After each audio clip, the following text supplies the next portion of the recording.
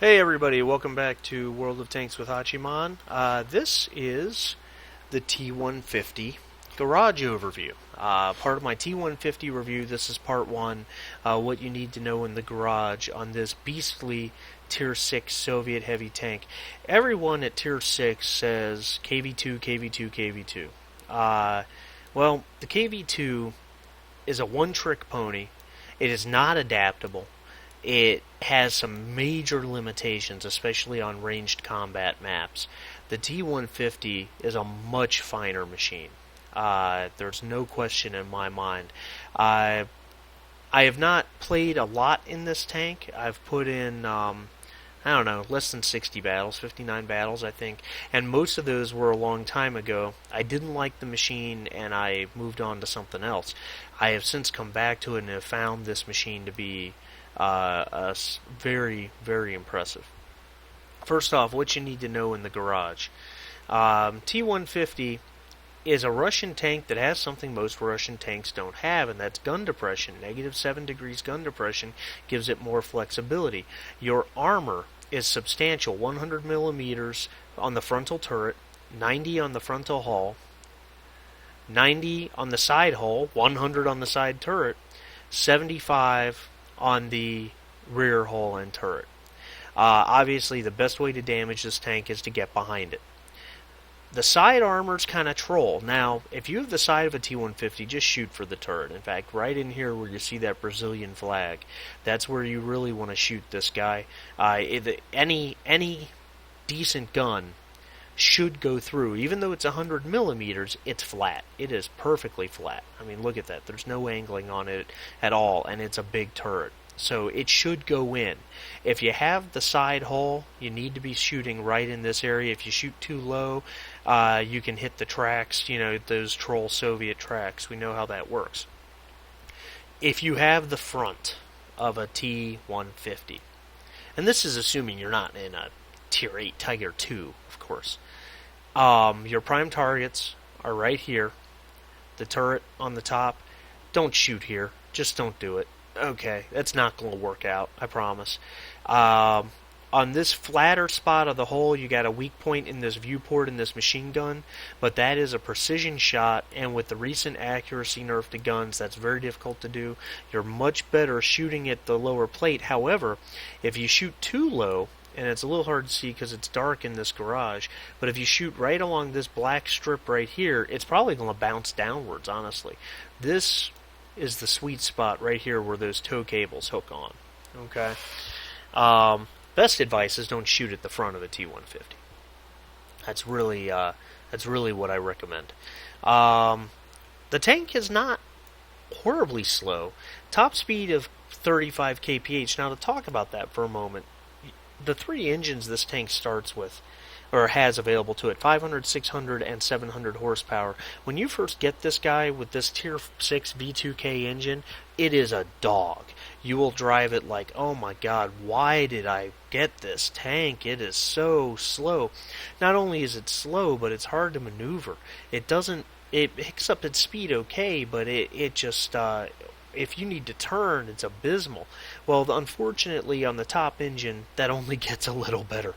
But at least it picks up its speed faster. Once you get moving in a straight line, it's manageable. It's certainly less of a dog than the KV1. Okay, a KV1, everyone knows that tank is a dog, despite its strong points. But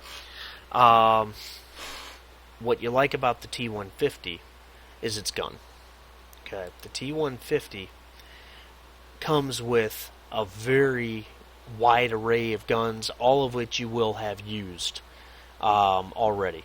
Okay, 76 millimeter ZIS, that's a stock gun from the KV1, and it is all but useless on this tank at Tier 6. The 57 millimeter is a lot better because it has substantially better penetration. Even though it's lower damage and a much higher rate of fire. So your DPM is technically higher with better chance of pinning.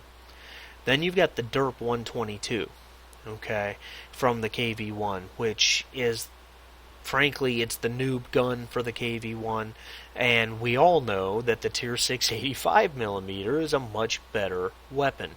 160 average damage, 119 penetration, and a solid rate of fire. In fact, between this and the 57mm, this is a slightly more effective gun than the 57, only because its average damage offsets the lower rate of fire. Technically, the 57 is still a higher DPM gun, but 7mm more penetration on this guy can make a difference, believe it or not, against Tier 6 tanks, especially if you have another T150 that you're fighting. But this is the monster you want, the 107mm ZIS-6. This is, I believe it's technically an anti-aircraft gun, but neither here nor there. With 167mm of penetration with standard ammo, this will handle anything you need to fight at Tier 6. Okay, and it's effective against Tier 7s, even heavy tanks. Tier 8s, a little more questionable. With an average damage of 300, this is a very, very effective weapon. Okay, I'm sorry, I had a moment there. The way I have mine equipped with a 100% loader and vents and a rammer, actually I'm not at 100%, I think I'm at 99 technically. Where is he? Yep. No, he's showing 100. Okay. Probably a rounding issue there. Anyway, my actual gun reload time is 8.61 seconds. Okay, so it's a little slower than the 88 on, say, the VK3601H, but the difference is that in this gun against that VK, I've got 35mm more penetration with standard ammo.